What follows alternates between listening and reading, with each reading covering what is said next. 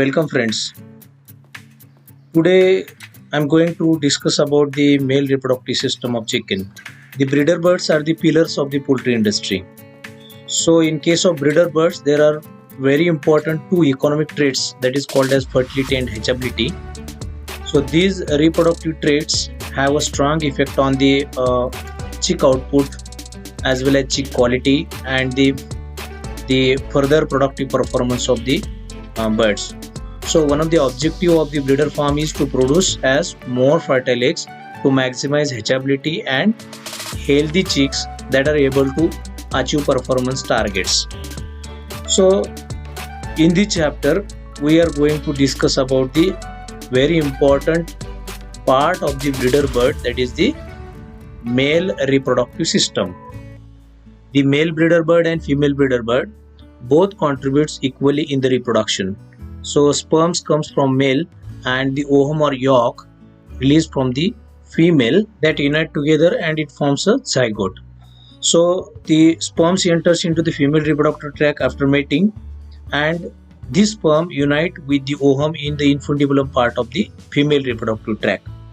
After full development of egg, you can find a blastoderm on the yolk material, and that indicates the fertile egg. By considering the importance of male breeder birds in the poultry industry, we should know the male reproductive system in detail. So I have tried here to explain about the male reproductive system. In next presentation, I will explain in detail about the female reproductive system of chicken. You can find many adaptive changes in case of male reproductive system of the avian species as compared to the mammalian. So in case of avian species, the testicles are intra-abdominal, sperms are produced at body temperature. Also the sperms undergo the maturation in the vas deferens part of the reproductive system. Then sperms can survive for longer period, that is 3 to 4 weeks in female reproductive tract. The accessory sex glands like seminal vesicle, Cowper's glands, these are absent in case of avian species. The semen volume is also very less as compared to mammalian. Then there is no pampiniform plexus in case of avian species, as the testicles are present in the abdomen and the sperms are produced at the body temperature. The reproductive system, excretory system and digestive system, all these three systems open into the common chamber that is called as cloaca. So guys, male reproductive system of chicken consists of four major parts, that is testicles, epididymis, vas deferens and the non-intermittent type of copulatory organ that is called as phallus or the papilla. So here in this diagram you can see the male reproductive system. It consists of right and left testis, then epididymis part, then right and left vas deferens, then phallus which opens into the common chamber called as cloaca. The testes are intra-abdominal and these are the pair of bean-shaped organ. They are located in the anterior end of the kidney, which are connected to the body wall by the peritoneal fold called as mesorrhagium. And the blood supply to the testis is by anterior renal artery and the variable testicular artery. So the blood vessels within the testis are arranged in simple manner because there is no pampiniform plexus in case of avian species.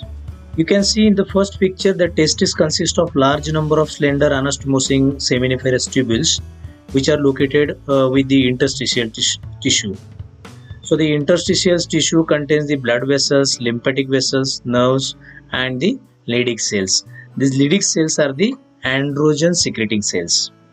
So the seminiferous tubules of sexually matured male bird is divided into basal and adluminal region via the tight junctions between the adjacent Sertoli cells, and it contains the developing germ cells. So you can see in this picture the Sertoli cells which are with brown color and the adluminal region of the seminiferous tubules and the some of the spermatids which are attached to the Sertoli cells. And in between the seminiferous tubules you can find the interstitial tissue with the Leydig cells, and these Leydig cells are responsible for the androgen secretion. And you can find in between the tight junctions of the Sertoli cells, there are the different stages of developing germ cells. So you can see in this picture the Sertoli cells that forms the tight junctions, and in between these Sertoli cells the germ cells develop into different stages like spermatogonium and the spermatocytes, that is the primary and the secondary spermatocytes, and the spermatids that are attached to the Sertoli cells, and these Sertoli cells provides the nourishment to the spermatids, and after maturation these spermatids get released into the adluminal region of the seminiferous tubule, that is called as sperm. This is the basal region of the seminiferous tubule, and this is the adluminal region of the seminiferous tubule.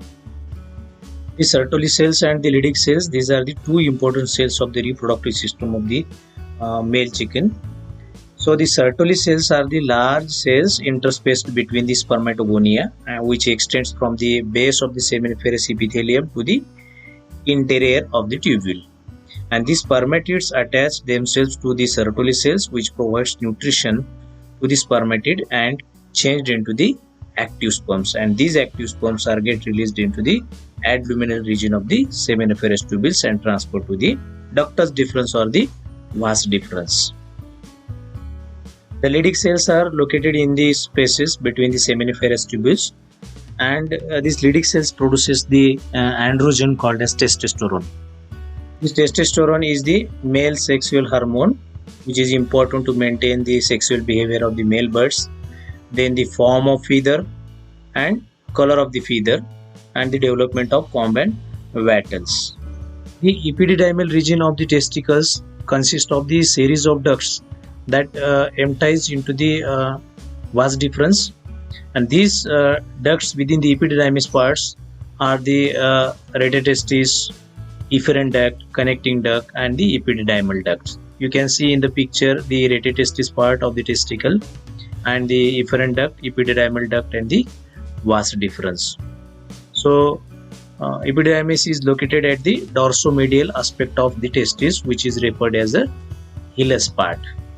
The vas deferens is also called as ductus deferens, and this is tube connecting testis to groove of cloaca that opens into the phallus. And this vas deferens is an extensive convoluted tube which runs posteriorly along the midline parallel with the ureter part, and the sperms actually undergo the maturation in the vas deferens or the ductus deferens of the avian species, not in the epididymal part as like in mammals. And it takes near about 1 to 4 days for the sperms to be formed and reach into the ductus deferens or the vas deferens. In case of male breeder birds, before the sexual maturity, the testes are very small in size. They are near about 1 to 2 gram in weight. But at the age of 18th week, the testis weight is near about 15 to 20 gram. So when we can say the age at sexual maturity is achieved in case of breeder birds, when the testis size get fully achieved, that is 15 to 20 gram, and you can find a maximum number of spermatozoa in an ejaculated semen, then we can say the breeder bird has achieved the age at sexual maturity. And this age at sexual maturity in breeder bird is between 18 to 24 weeks of age. And in case of sexually active male bird, it produces approximately 3 billion of sperms daily, or you can say the 100 million sperms per gram of testis weight. So the daily production remains fairly constant, and it is unaffected by the mating frequency or the collection frequency in case of. So it is very important to maintain the size of the testis during the breeding cycle of the bird. This can be achieved through the managemental aspects like light stimulation and the nutritional aspect. The last part of the male reproductive system is the phallus. There may be intromittent or non-intromittent type of the mating organ in case of avian species, but in case of chicken it is in non-intromittent type of organ called as the papilla, and the collection of semen by the artificial way in case of male chicken is called as milking. So this papillary organ or phallus is located on the ventral lip of the cloacal side, and it is a non-intromittent organ of the cock called as papilla, and the intromittent type of organ present in the rat-eyed birds and the other types of the waterfowl. So I have explained in detail about this intromittent and non-intromittent type of organ in my previous video of the different parts of the domestic fowl. So you please see that video for the details about the intromittent and non-intromittent type of organ. Let's see the function of each part of the male reproductive system. So the main function of the testis is to produce the sperm, and in case of vas deferens, it carries the seminal fluid and the sperms from the testicle to the cloaca, and also the sperm maturation takes place into the vas deferens part of the male reproductive system of the chicken.